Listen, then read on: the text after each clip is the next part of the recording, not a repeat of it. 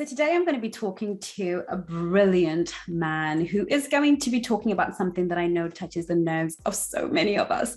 But this is part of the secrets of a man's mind. And I really want to invite you all to watch the playlist, the collaboration playlist, because there's so many amazing interviews. But I wanted to bring this gentleman on because, well, he's brilliant and I love his work, so I'm just going to introduce and read his bio to you ladies, and we're going to take it from there. Rob Kowalski is a self-professed reformed bad boy with a riveting personal testimony from living as the most sought-after stripper in his home state of Maryland to running the nightlife in the city of Baltimore, where he grew up. At 27 years of age, Rob had a life-changing encounter with Jesus that transformed him forever.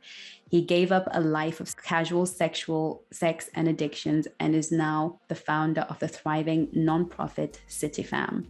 Rob is now driven by a passion for leading others to Jesus and building the kingdom of God. With 40K YouTube subscribers and climbing, Rob is widely considered the #1 authority on sex, waiting for the right person, and overcoming loneliness in life during the wait. He is the best-selling author of Why Waiting Works and host of the Kowalski Analysis podcast.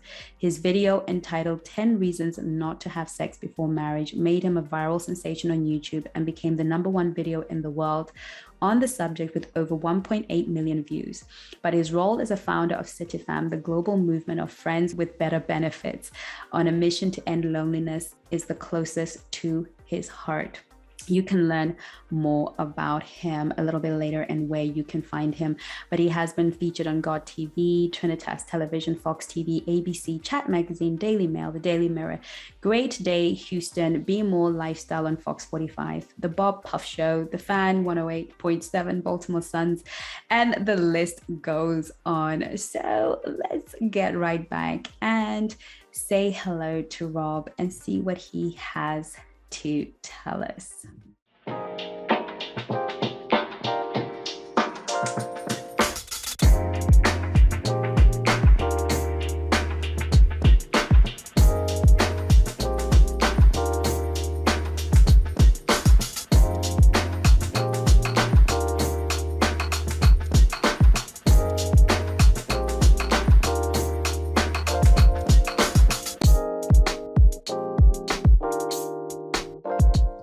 Hi, Rob. So welcome and thank you for coming.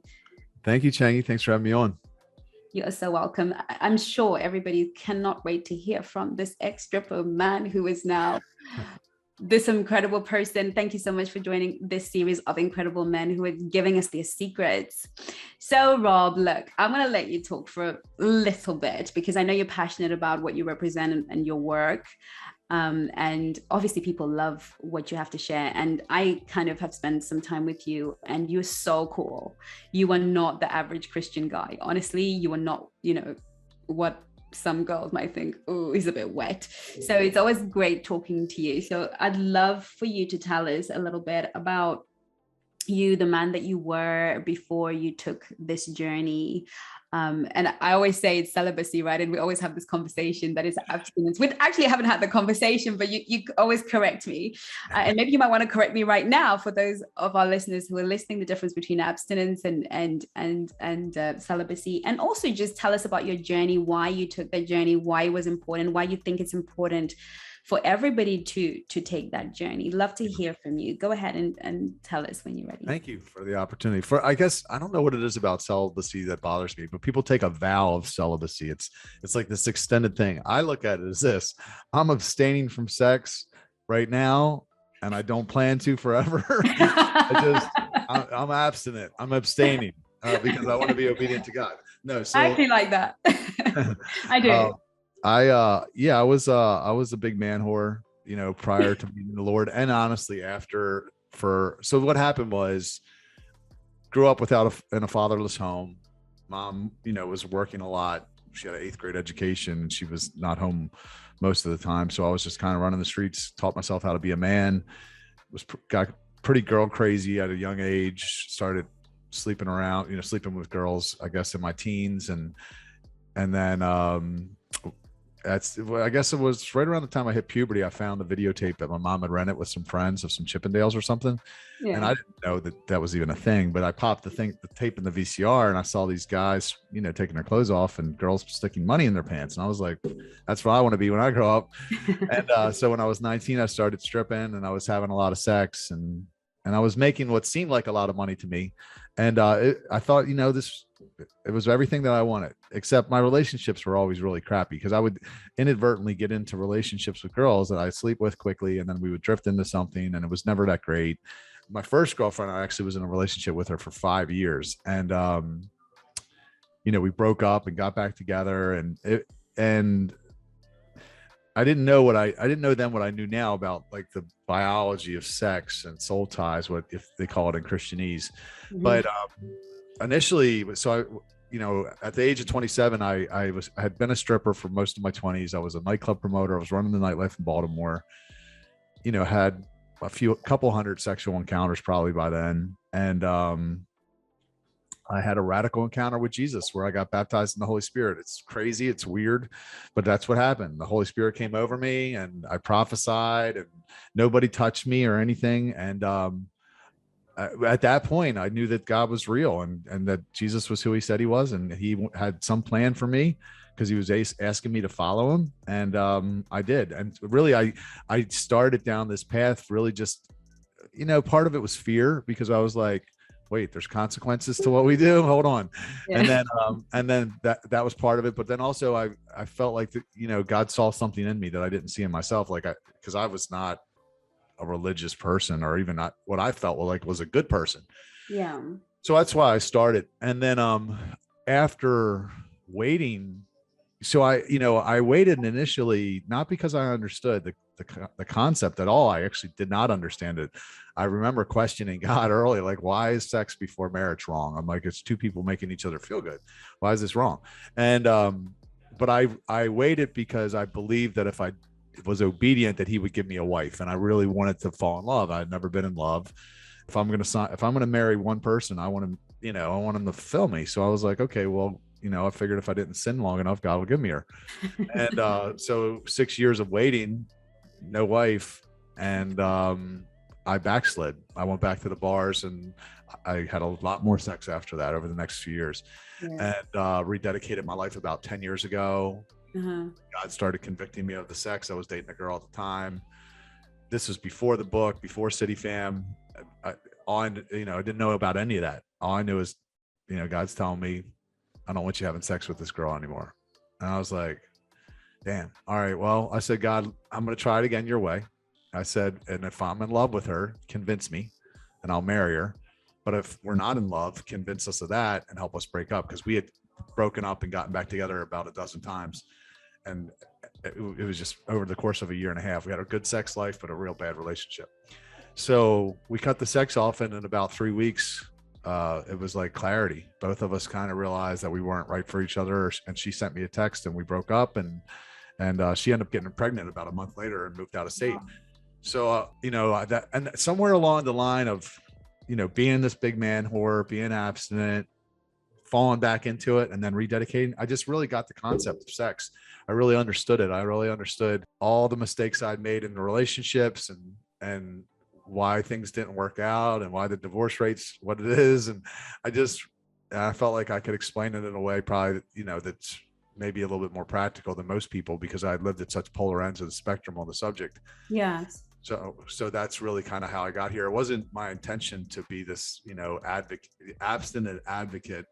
However, I will say it's kept me out of a lot of trouble, because at the end of the day, this is not the easy road. This is the extremely hard road. Yes. And if I didn't talk so much about it, I would probably be out having sex. Like, it's right now, it's so, it would be like living in a city where everybody's on welfare except you. Everybody's taking food stamps, staying home, and are watching TV, and you're the only person getting up and going to work in the morning. At some point, you're going to be like, screw it, give me the food stamps, right? Like, I'm done. I'm tired of getting up. Like, that's what it feels like sometimes. So I probably would fall back into it if it wasn't for, the fact that I've talked so much about it, that at this point, it would just be, I'd be devastating to me and people that follow me if I was to go to, make that mistake. And I've had some close calls because again, it's not easy to do this. So I think, does that answer your question? It does. And I just want to say that there's a lot of grace here at the Black Swan Relationship Academy. So we would not be disappointed in you, and there's 80,000 of us. So you've got a whole situation. All right, we'll bring it on, ladies. Let's go. No, I understand. I understand the weight of responsibility, especially when you kind of didn't sign up for the class, a little bit like how I found myself here. So, you kind of have to, what did they say? Heavy is the head that rests the crown. But we're going to make sure that doesn't last too long, that we have a wife soon. Please. What can you do? It happens when you come to the Black Swan Mama. Please. So, and I'm sure as we're watching this, I am sure there'll be applications in your DMs. Love it. From a lot of these girls, these Black Swans all over the world are going to be like, Rob, I am your girl. Okay. Welcome. So you can call me and we're going to go through your DMs together. I love it. I love it. Thank you so much for sharing that. And, I completely understand, and it's fantastic that you're really sharing your journey and helping so many people, I'm sure, on this path. And like I said, he's not your typical guy. He's very, very special. And I do think that what truly qualifies you is the fact that you've been on the other side of the spectrum. You're not just some kind of, goody two shoes. You really have seen it all at both extremes. And, you've had and I love that you've had the experience of, falling is what we call it. I don't like to use that word. I like to kind of think of your journey has not been a straightforward one. And I don't know if there is a straightforward journey in life or business. You're going to have some peaks and troughs, but I love that your journey is authentic, that you did do the whole sod it, I'm out here, and came back. So it's something that obviously resonates as very true. And I love that you own that it's not easy. You're not kind of out here dancing your way through it, that it really is an ask, and you are doing your best. Thank you. Yeah. Just to touch on that, I want to make sure that I'm being completely transparent. Over the last 10 or 11 years since I rededicated, I did have 2 isolated falls, slip ups where, and that's giving it my all. And I've had a few other close calls. New Year's Eve last year, a girl slept in my room with me, and nothing really happened, but it was enough that I felt like I need to go on social media and confess this, because it looked bad. It looked bad. People, and I'm all about now. If I screw up, I'm gonna tell them myself, because I don't want anybody to go, aha, we got you. You're a liar. You're a liar. Trust me, I'm giving it my all, but I'm not perfect. And, I love the integrity of your spirit, because I'm very much the same. I'm like, I'll out myself before you out me. And I always say that to the coaches. I'm like, but, I thank God I have not been given your mantle. So I think people will forgive a lot of my falls if they, people forgive certain things. But, when my engagement broke, I didn't know if people would forgive me, because I'm supposed to be the relationship expert, right? Right, so sure. They did, and they love me even more, because I think we do relate to humans who slip up and make bad decisions, and sometimes, as long as we get up, right? Yeah. So I love that, and I love your story. So I was going to ask you what an abstinent man is, but you've already told us the difference, and I quite like that. I really do. So let's just say, because all these beautiful women are watching the Rob, and they're thinking, oh, I want a piece of that. I want a man like Rob. And I know for some of us as women, I was saying to Rob earlier that we more encounter men who are hunting us down for sex. That is kind of, men like Rob exist. And if they do, they're usually weirdos or funny looking, but to kind of see a handsome man who's got it together, intelligent, and is abstinent, is really something that I know a lot of the swans will be like, what, I think I like that. I think there's hope for me. So if, as there is hope for all of us as swans, can you tell us what are the things that you as an abstinent man do and don't do? Or do you have certain protocols that you run in your life? Or is it just pray and hope for the best? You talking about boundaries? Yes. Okay. Boundaries. Yeah, sure. Yeah. I mean, so the 2 slip ups that happened for me, well, the first slip up, I had been, waiting, I guess, about 3 or 4 years. And I was pretty vocal at that point about where I stood on the subject and why I believed what I did. It was before the book, but it was after City Fam. And I I was just hanging out with a girlfriend at my house. We were watching television and we were flirty. And I'd said, I don't know if we should continue spending time together because I feel like this is getting dangerous. She made me think it was nothing. She was like, I would never let anything like that happen. Literally the next time we hung out, we had sex. So after that, I was like, I wouldn't spend time alone with women for years. I don't even think I rode in a car with them because I was so scared that it could happen again because I was like so unexpected. And so that was a boundary of mine. I quit drinking for 6.5 years because when I drank, I liked to hook up. And then I recognized the pattern. And my pastor was like, if you're serious about this, you're going to have to stop drinking. So I did. And now I do drink again, but I feel like I've broken that negative cycle. So those were a couple of the things that I do to make sure that I don't inadvertently fall into it. Because it really is, it's easy, like I have a penis, you have a vagina. They're like attract, like it's like metal and a magnet attracted to each other. Exactly. So we fool ourselves into thinking that, oh no, like, people ask me, can I have people sleep over, or can we cuddle? I'm like, you can. Is it worth it? Because there's and I try to frame it like this. Sex is a connection mechanism on some level. And, as you start dating someone, of course, you're going to probably spend time alone with them. You're going to watch TV alone with them because it would be really inconvenient not to ever spend time alone with someone that you're trying to get to know. So, but at some point, the risk reward level starts coming down, with the risk of ending up with the wrong person comes down. In the beginning, the risk is high because you don't know this person that well. So if you did sleep with them, you could maybe get an unhealthy attachment to someone that you really wouldn't want to date, had you waited, or you burn the relationship because you bang them, and then next thing you know, you don't realize, and then you're a jerk and they're gone. Yeah. So I feel like at some point, yeah, sure, you could spend time alone with people, but you want to really kind of be careful about waiting. To me, it's almost like a selfish move at this point, because there's nothing. The hardest thing for me was always when I started dating girls. Mm-hmm. I had sex quickly. We drifted into something, but it was what I call the sex trap, where it was like, okay, we're having sex. There's no commitment. I told them I'm their boyfriend. I'm actually out dating and probably sleeping with other women when they're not around, not telling them, but I'm not breaking any rules because they're not my girlfriend. Mm-hmm. But after about 3 or 4 months, the non-committal game, I can't play it anymore. It's causing too many problems. And now I'm either, I got to make them my girlfriend or I got to let them go. But at this point, I started to feel a little territorial over them. Maybe I'm in love with the idea of them. And then I'm like, all right, just make her your girlfriend because she deserves it. She's put up with so much of my crap at this point. She deserves to be my girlfriend. Make her your girl. But that isn't a decision based out of I'm in love with her. This is a decision based out of obligation, right? Because you're feeling guilty because she's been giving you sex for 3 months and you've been taking it, running around potentially, and now you feel guilty. So you make her your girlfriend, and now you got to fight that feeling, that urge for other women, because she didn't really fulfill you on a deep level. Which, if you do the inverse, which is what I suggest, is you don't have sex with them and you ask yourself the really hard questions on the front end, which is basically, is she everything you want? Is she your best yes? Would you sign the marriage contract to sleep with her?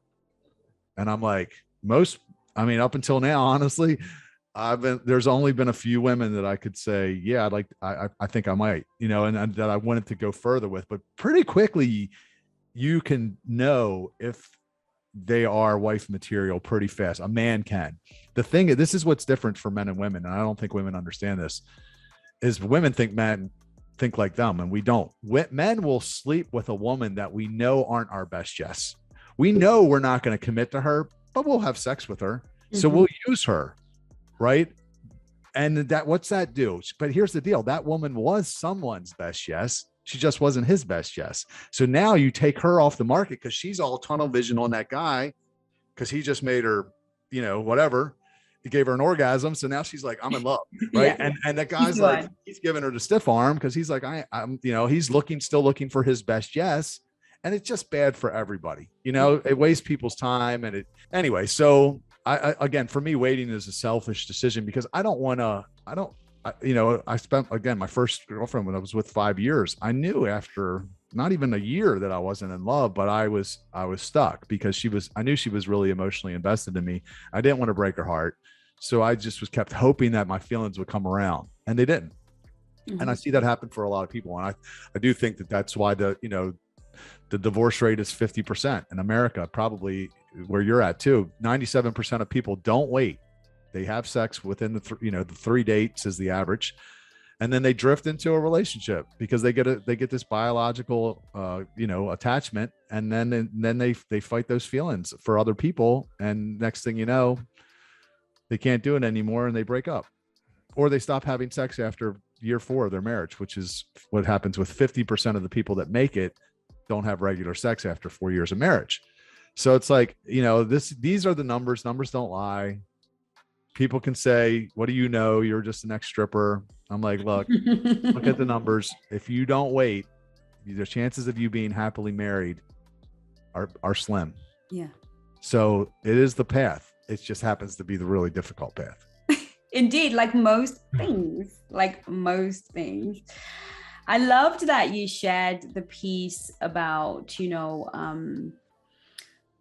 men kind of feeling guilt, commitment out of guilt, or a sense that, the decent thing is to make her my girlfriend. And I see a lot of this. I've seen men marry women that were not, they knew, but they felt like, well, she's put in time, right?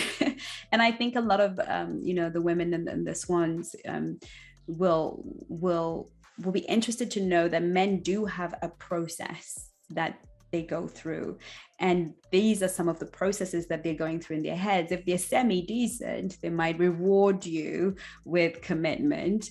If they're not decent, they're just gonna hit it and quit it, basically. So I really love that. And I think this is what this segment is about, is really understanding the secrets of a man's mind, and you would know. What are you looking for? What do you bring to the table? Here's my number, he says on the dating app, and you have to figure out what you're going to do with that. What do you say when you really like him and want to be unforgettable on the app, at the party, in the moment? What do you say to set boundaries and standards in a high value, sassy, sexy way and still be taken seriously? What if I told you that we have created a 20-page downloadable PDF full of Black Swan scripts with exactly what to say to him for the unforgettable woman, and it's available now? And if that wasn't enough, what if I told you that I'm giving away a free sample script version that you can use immediately for free? To get both the free version or full version, all you have to do is follow the link in my bio and become unforgettable. All right, we're going to move on to the next question, if that's okay with you. Yeah. So tell me, do you feel that in order to maintain your abstinence, a woman has to have a certain spirituality about her? Does she have to be like a hardcore devoted Christian, or what do you think a woman needs to be to kind of feel like she can have a conversation with you and win? Yeah, that's great. I guess before I felt like I needed a spiritual equal, and I'm not so sure about that anymore. I do feel like the man should be the priest of the home. So I think it's okay if the man's a little bit ahead of the woman, and maybe it's okay if the woman's a little bit ahead of the man, initially. I wouldn't say too far ahead. I don't believe in missionary dating, but I do think for me, on a base level, she's got to know the Lord. She's got to know Jesus. Mm-hmm. If I was telling you about a girl that I was talking to, and she does not have the relationship with God I feel that I have, but she has strong boundaries around her sexuality. Like, she's protected that pretty well, and that to me is very attractive. Mm-hmm. But that's just me personally, so some people would say, especially with what I'm doing, that I need somebody that's a prayer warrior, because I'm really like going in the devil's backyard and doing some things, right? So you're gonna need somebody that can pray for you and not just give you sex, right? I see that as valid. So, but I like what you had said too, also on my podcast, was about trusting your body. And for me, I feel like I've been with women before where my head was trying to tell my heart how to feel. Like, come on, Rob, she checks these boxes. Like, you should like her, just like her. And I can't tell your heart how to feel. Yeah. You know, it's there or it's not. So for me, if I'm talking to someone for, you know, it doesn't have to be a long time. I feel like, you know, 3 months, 6 months, and I'm continuing to feel that check in my spirit and like that strong attraction, both emotional, physical, especially physical though. Like if you're not wanting to tear their pants off while you're dating, that's a problem. Like you should be, you should be highly physically attracted to that person. If waiting is easy for you, I don't think they're the one. So if I'm feeling that, like I'm not going to worry about the boxes as much. Yeah. Although you gave me some homework recently. I did. And I'm going to do that homework diligently and see what comes out of it. So brilliant. We're excited. We need to get our Black Swan man, the first Black Swan man. Woo! We'll all show up at your wedding, all 80,000 of us. But then this video is probably going to be online for forever. So we might be 1 million, but maybe not yet because I need you married, at least near marriage by the end of the year, Rob. Oh, please. I'm a mission focused girl. Okay, so next question is, what are your core needs? What are your emotionally? So you gave us an example earlier of this girl who was like, oh, never let that happen to you. I don't think she intended to let anything happen, but like you said, like one, who knows? Let's pretend her intentions good. Yeah. But in terms of emotionally, what would you need a woman to be? I'm suspecting somebody who's got a little bit more emotional control, perhaps. But what are your core needs emotionally from a woman? It's part of your homework, actually. So I'm kind of preempting a little bit. I don't know. Maybe you can help me get there. Yeah. When I read that you were going to ask me that, I'm thinking, I am pretty simple. Like, I know physical attraction ranks very high, but then again, I also know that it's the first thing to fade. I talk about this in one of my videos, and it's like, and I think this is the trap that men fall into a lot, is beauty, the trap of beauty, because we're so like, physically, and then if the substance isn't there, if we're not connected on a deep level, it doesn't matter how hot they are. You will not want to have sex with them, or not much anyway. No. Like I've been with beautiful women. I just was like hoping I could go to sleep, and they didn't want, like, I just literally like, and I am attracted to all these other women. Yeah. But for whatever reason, this beautiful girl laying next to me, I don't want to have sex with her. Yeah. And that's almost like, I believe, like the trick, if you want to call it that, the trick that God played on us. Because if he's like, look, you want to leave with physical attraction? You're not going to wait? Okay.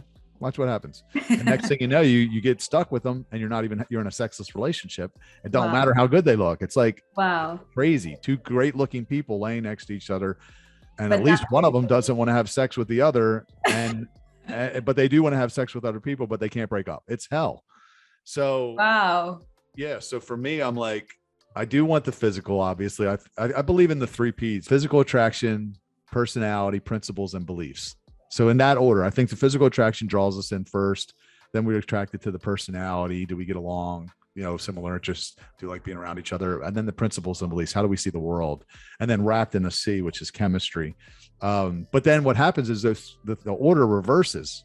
After a while. Physical attraction, which was the most important, now becomes the least important. Principles and beliefs is first, personality second, and then physical attraction. That's actually something a friend of mine came up with, Roy Chappelle. I don't know if you're watching Roy, but that's something that he told me about years ago, and I think it's 100% true. And so I like that. Yeah.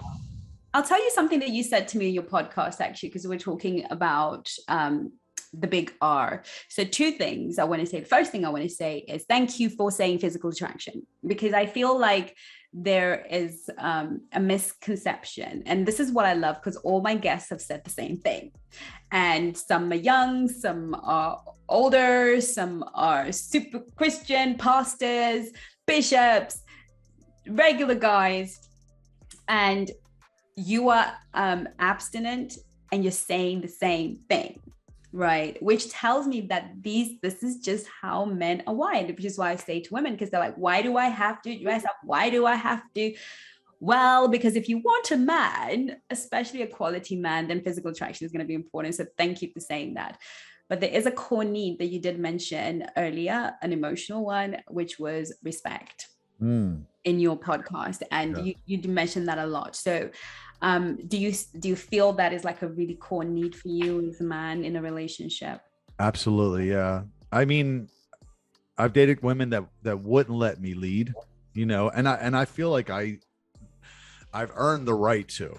Like there was, you know, one girl I swam the ocean for, and she just continuously like would not let me lead. And at that point, I just, you know, I moved away. So respect is huge. But I don't even know if that's particular situation outlines as much of the word respect as what you're saying. Whereas, you know, I've seen men in relationships with women that were very disrespectful, and yeah, I would never even tolerate that for a moment, because I think that is, you know, the Bible talks about, you know, men love your wives, but women or wives respect your husbands, and that is really the thing that we want even more than love is from our woman is her respect. So yeah, that's very high on my list. That'll make it onto my 5. Is totally gonna, because otherwise we'll have to rewrite that whole list.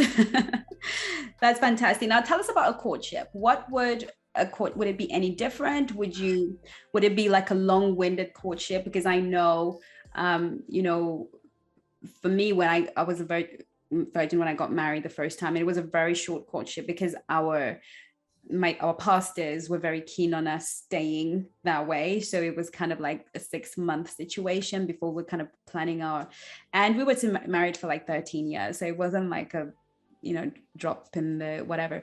But tell me, you know, because we had Dr. Mike Smalley here, and he had a 6-month courtship with his wife. But again, he did explain that they're both self-employed, and they had like days and hours to get to know each other on a daily basis. So they probably covered the spectrum of time that the average couple, but there tends to be, you know, what would a courtship with you be like? Would it be the average? I always recommend a year, but tell me what you think a healthy courtship would be.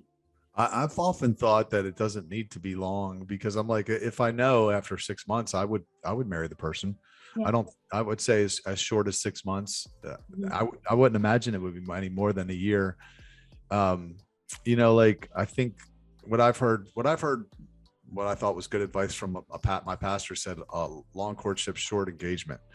Like, once you know, just get married, don't have a long engagement. But I've also heard from dating coaches before that one in particular, she interviewed all these couples that had these long, successful marriages, like 50 years plus, and they all had one thing in common. I said, what was that? She said they all met and married within 4 months. I was like, what?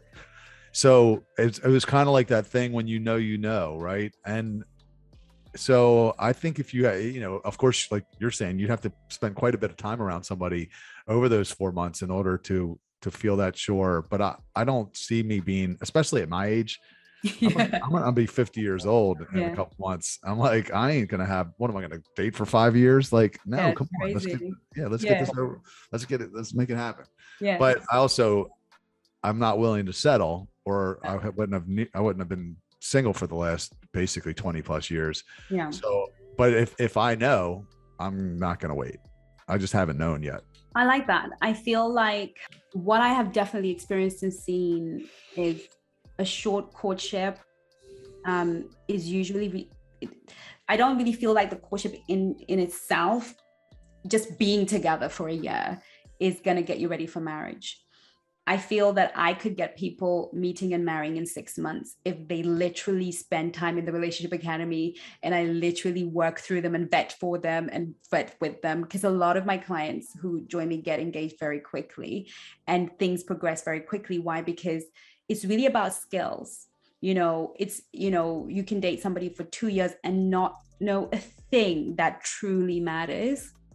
So I feel like, you know, people can have 4 months courtship, but be really invested in the things that matter. Ask the real questions, see the real things, feel the right things, and make a judgment. But if you are not getting any support, help, or anything, probably best to do 4 seasons, especially if you know that you can't be trusted with yourself.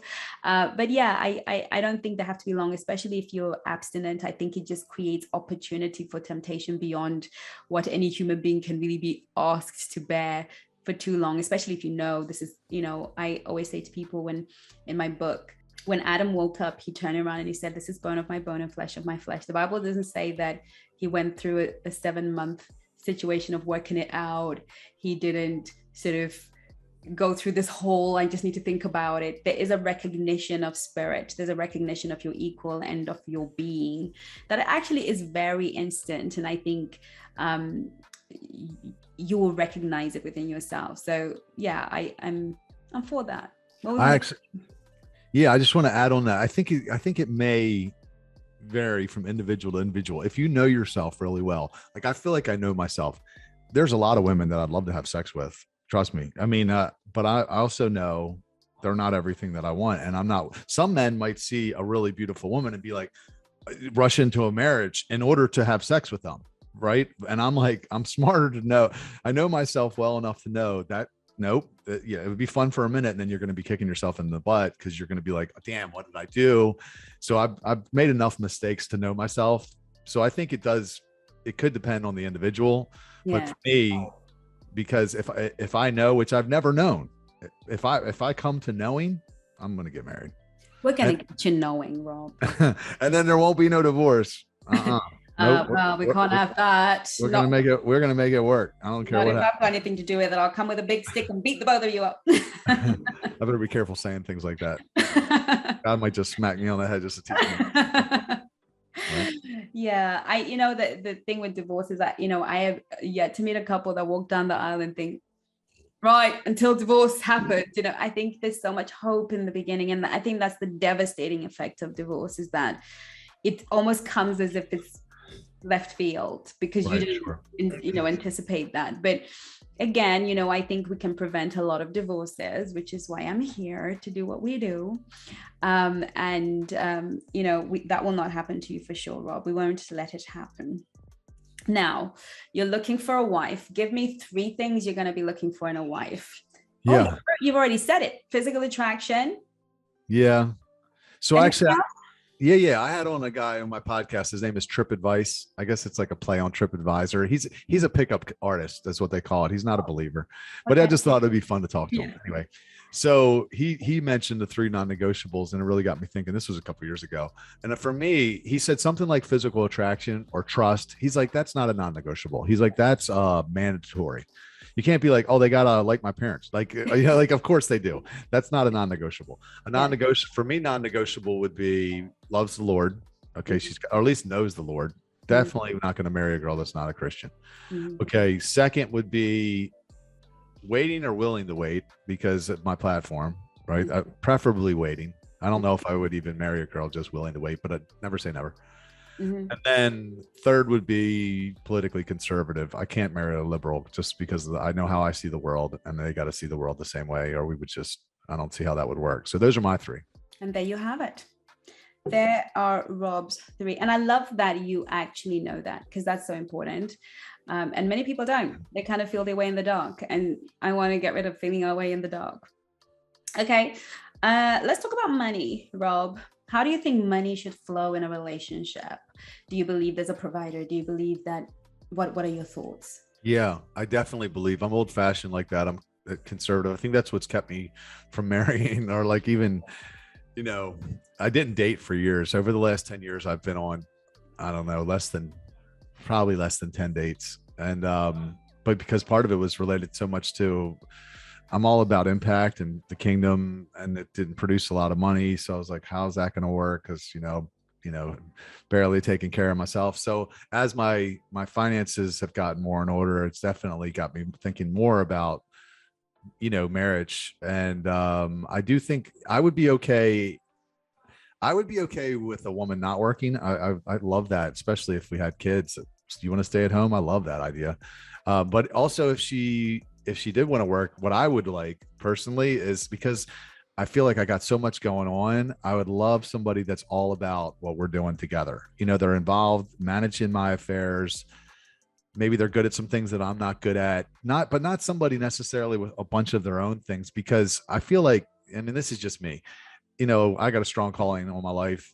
And I feel like what I'm doing, there's nothing as important as what I'm doing. And I don't think anybody's doing anything as important as what I'm doing. And that's the way everybody should feel about their work, right? Mm-hmm. So somebody, if I was to marry a woman and she was out doing something for money, or, not to say she couldn't have her own interests, she certainly could, but I would want her heavily involved in my affairs, because it would almost be like, it's us against the world kind of thing, Mm-hmm. that's what I would be looking for. And I think together, monetizing it at a greater level would be a lot easier. I love that. I love the, okay, I'm happy to be the provider, you stay at home, do the kids if that's your thing, but working together, I'm a little bit like that. I like the idea of being able to work with my partner and share something together. So I love that too. But I love that you're a traditional man. We like them here. We like classically masculine men here at the Black Swan Relationship Academy. Now, final question, even though we could probably talk forever, is you meet your wife, she's everything on your list and your non-negotiables, but she's had some sexual trauma, things have happened, or she's got a huge sexual history, but she's a bit of a Rob. She has an encounter with God 1,000 men later, okay? And she has this amazing experience, and she's come to the Lord, and she's ready to live, the abstinent life and serve him. What is your position on that? Yeah, I've often said, if a woman tells me, this is the way I frame it for women. I think when the waiting subject comes up, for any women out there that aren't waiting, okay, maybe if you're considering waiting, I'm going to tell you what's going to happen. The devil's going to come to you and he's going to say, listen, you can't wait. Nobody waits anymore. What are you, crazy? You're never going to find anybody if you wait. He always comes with you with fear. That's his number one tool. Yeah. So this is the way I frame it. The old me, when I was a man whore, if a woman told me she was waiting, I would have been like, peace, I'm out. I ain't waiting. I ain't waiting for nothing. And that would have been good for her, because I was not a guy that she would have wanted to be around, because I would have used her up. Yeah. If a girl tells me she's waiting now, I'm a lot more interested than I am in anybody else. If a girl tells me she's not waiting though, peace, I'm out. I don't want to date a girl that's not waiting, because I've done so much work on myself and it's been so difficult. Yeah. If a girl hasn't done that, like, not to say she can't be a reformed hoe. I was a hoe. She can be a reformed hoe, but she can't be a current hoe, because like that would be the equivalent of a heavy set person wanting to date an in shape person. No, the in shape, look, maybe I used to be fat and now I went to the gym and I got myself in shape. I'm probably not going to want to marry a fat person. I want to marry somebody that's in shape. It's okay if you used to be fat, but now we both did the work and we got, you're going to attract what you are, not what you want. So for me, I feel like I've done the work. I like a girl with a low number, that would be very attractive to me, but that's not necessarily what I'm looking for. I do think if she's exercised discretion though, at some point, I feel like that, I don't want to say it's a non-negotiable, but it's definitely something that's going to make me lean in. Yeah.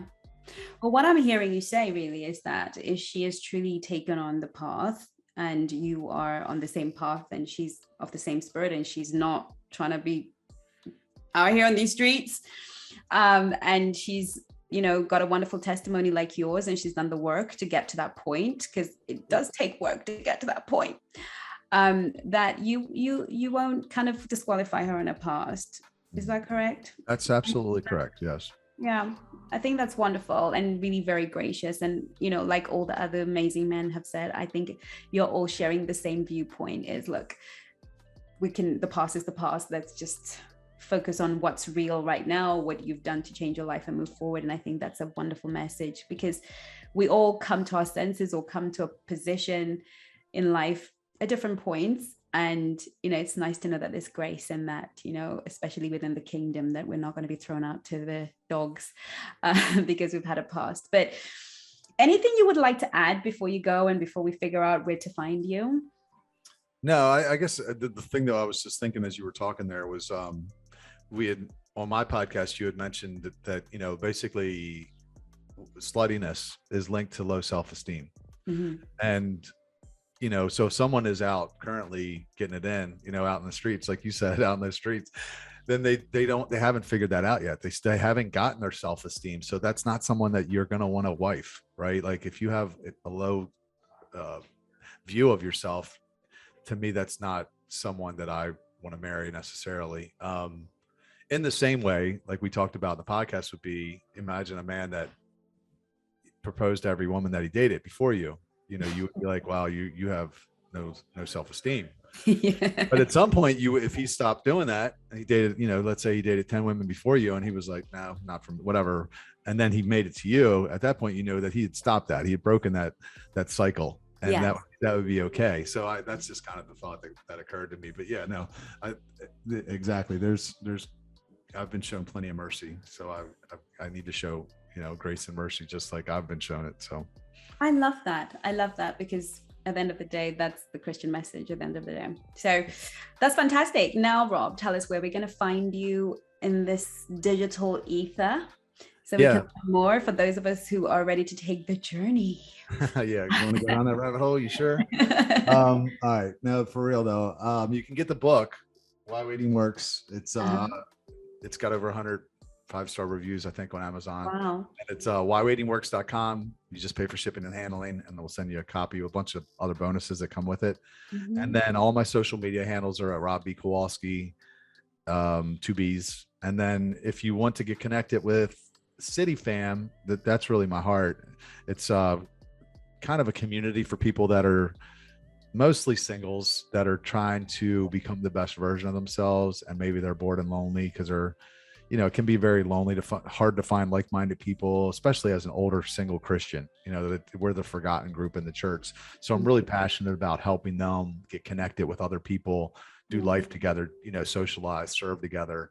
And because it's a lot easier to make the journey when you have people to do it with. So the best way to do that would be on Facebook. Actually, you can actually just type in this URL, friendswithbetterbenefits.com, and it'll take you directly to the Facebook group. It's free to join. I also have a Facebook group called the Waiting Works Community, which is reallovewaits.com. And that's like 4,100 people that are waiting for love, for real love, which is marriage, in my opinion. Real love, marriage, waiting for real love, marriage. You know where to go. Rob has told us where you can go and just slide into his DMs if you're confident and you feel like you really met the criteria of Rob during this call. Now, it's not that hard, girls. I'm sure we can do this. But you can also contact him if you need any of his services, or if you need any help, and join his community if that is something that is going to be in service to you. And I hope it definitely will be. Thank you so much for coming to our Black Swan universe. It was so good to have you. And I'm sure we'll have you back. I'm sure the girls will be like, bring Rob back. That's what they do for all the guests. So it'll be fantastic to have you back again. And thank you so much for coming and accepting our invitation. My pleasure. And you've been already a great asset to me. So thank you, Chengi. I look forward to a long friendship with you. Absolutely. Thank you so much. Well, thank you, everybody, for watching. We shall see you on the next episode on the Black Swan Academy, and we'll see you soon. Take care of you. Mwah. Well done for coming to the end of this video. What I want to ask you is, what have you learned? What is your takeaway? And what are you going to start practicing right away? Those 3 things are how you are going to get the best out of every class here at the Black Swan Relationship Academy. Please put it in the comments so that we can all have a look. So I can have a look, the coaches can have a look, and I promise you, we read every comment. We may not be able to reply to every comment, but we read all your comments, and we want to see how you are growing. And we will see you on the next video.